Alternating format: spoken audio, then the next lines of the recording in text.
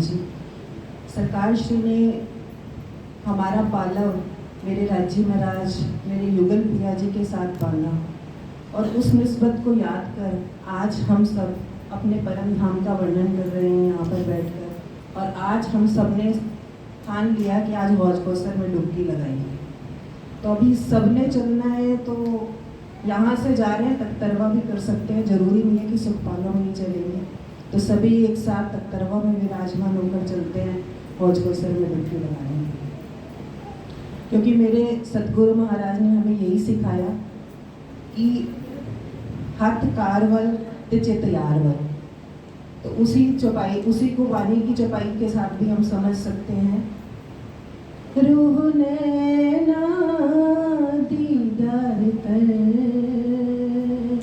रूह ज़ुबान हक सो बोल, रूह कानों हक बातें सुन। यही पट रूह का खो, यही पट रूह का खो। तो ये जो पर्दा हम दोनों के बीच में महाराज जी और हम सब के बीच में आया है, उस पट को खोल के हमें अपने पिया के पास चलना है और हौज कौसर में डुबकी लगानी है। सुंदर साथ जी, आज जो हमें सब्जेक्ट मिला हौज कौसर का वर्णन है या हौज कौसर की चितवन है, उसमें कोई डिफ्रेंसिएशन नहीं था। तो हम हौज कौसर में क्या क्या रमन लीला करते हैं, मैं उसके बारे में ही ज़्यादा बात करूँगी। हम सब उसको ही समझने की कोशिश करें, क्योंकि आखिरी मंजिल हमारी यही है कि वहाँ पे हम क्या लीला करते हैं, उस लीला को ही समझना है और उसमें ही डूबना है। जितना हम उसमें डूबते जाएंगे तो इस माया से हम दूर होंगे और अपने पिया के नज़दीक होंगे।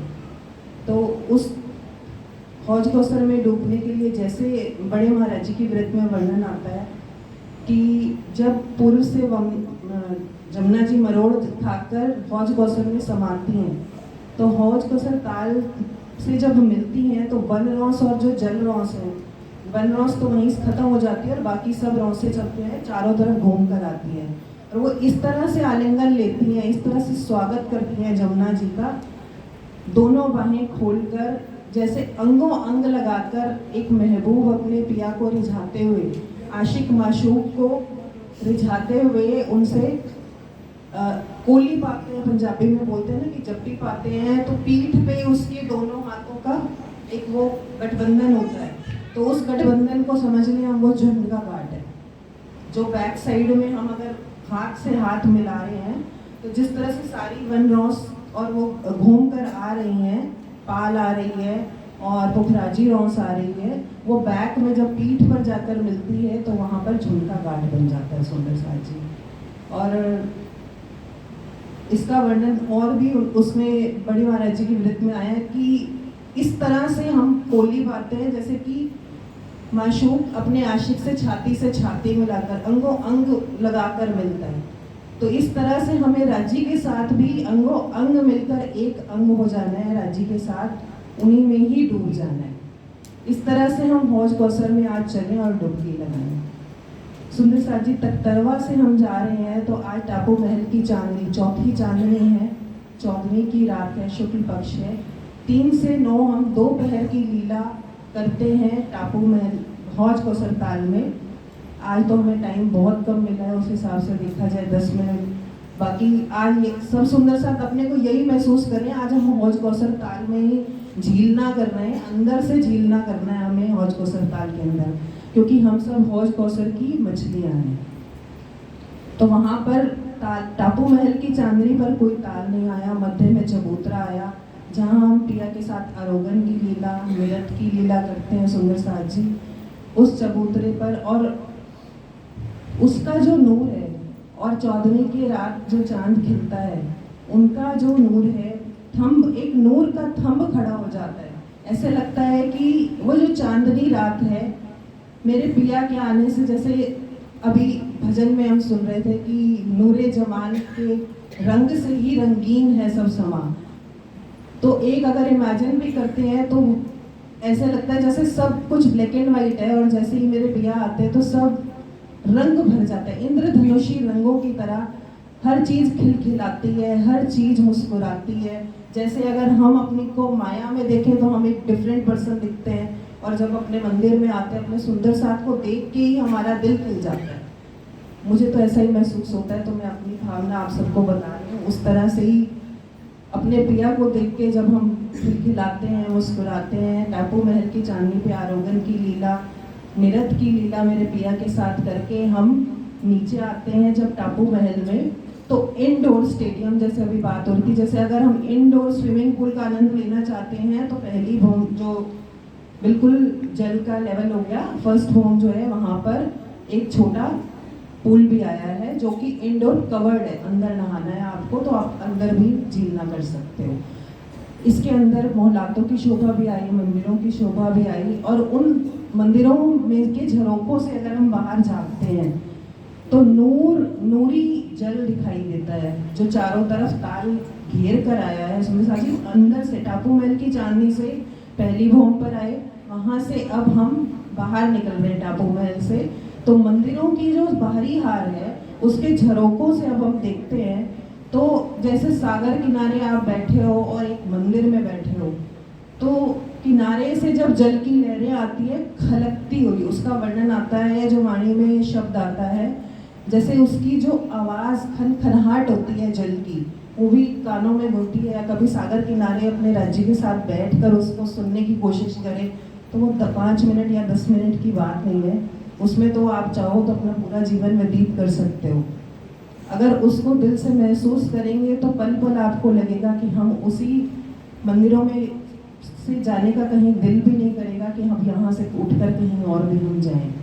उस जल की खलखल को महसूस करने के लिए हम सबका मन व्यथित हो जाता है, तो हम जल की क्रीड़ा करने के लिए भी उसके बाद आगे चलते हैं।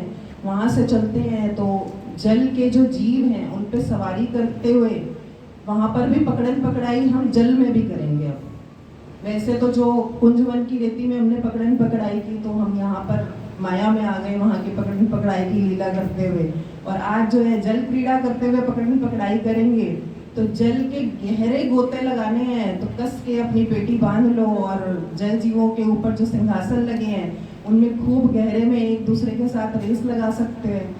और वहाँ पर कोई ऐसा तो है नहीं कि हमें सांस नहीं आ रही है या कोई ऐसी प्रॉब्लम है, क्योंकि यहाँ पर हम सबको जब जल के नीचे लेके जाते हैं स्पेशल बहुत बड़ी बड़ी टिकटें भर के जाते हैं कि जल के नीचे का जो है सारा जो माहौल है, क्योंकि जल का जो जीवन है वो सबसे ही डिफरेंट है, उसको देखने की चाहत हमें रहती है कि क्योंकि हम ये तो यहाँ तो सब कुछ दिखाई देता है, वो जीवन एक अलग ही जीवन है जिसको देख के मन और बहुत ही ज़्यादा खुश हो जाता है।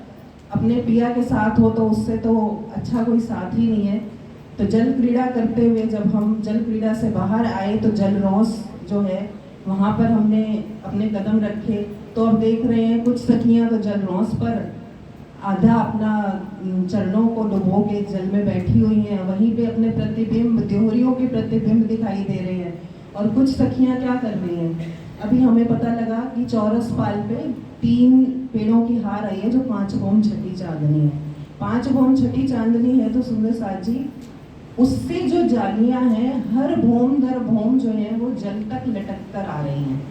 अगर हम चांदनी से देखें या हम सुखपाल से टकटरवा से जब हौज कौसर को देखते हैं, एक हीरे की पाल, एक हीरे का ही पूरा नूर है जो दिखाई देता है, और उसकी शोभा सिर्फ ऊपर से दिखती है, हमें पाल नहीं दिखाई देगी, छतरी के समान दिखती है। और वो सेंटर में जो 64 पंखुड़ी का उसमें कमल का फूल खिला है, जो टापू महल है वो कमल के फूल के समान शोभा दिखाई देती है, और उसके चारों तरफ जल की शोभा दिखती है। तो ये छतरी इसलिए यहाँ पर एक एग्जाम्पल दिया, लेकिन उसके बीच में जल दिखाई दे रहा है। ऊपर से छतरी समझाया इसलिए गया कि छतरी जैसे उसमें एक भी छेद नहीं है कि आप उसके अंदर की शोभा को देख सके। जब आप दिल में सोचोगे तो वो आपको पाल भी दिखाई देगी। जब वैसे जो वर्णन वाणी में आता है तो उसमें चारों तरफ जो है ये चांदनी पेड़ों ने की हुई है, तो हरियाली दिखाई देगी। और 128 जो भी घास हैं सब में अलग अलग रंग, जुदे जुदे रंग हर द्योरी के दो दो रंग, क्योंकि हांस हांस के किनार पर द्योरियों की शोभा आई। अब द्योरियां जो है, द्योरियों पे 4 थंबों के ऊपर एक गुम्मट, कलश, पताका और सुंदर मीठी मीठी घुंघरी की आवाज़। और उस जलरौस पे जब हम देख रहे थे, कुछ सखियां बैठी हैं जल में अपने चरण डुबोकर, तो कुछ सखियां जो हैं अपने राज्य के हाथों में हाथ डाल के वहाँ पर, जैसे हम वॉक पे निकलते हैं अपने पिया के संग संग, उनके कोई पीछे तो कोई आगे, हम सब वहाँ पर घूमते हुए चल रहे हैं। सुंदर साथ जी अभी यहीं पे विश्राम करते हैं। प्रणाम जी।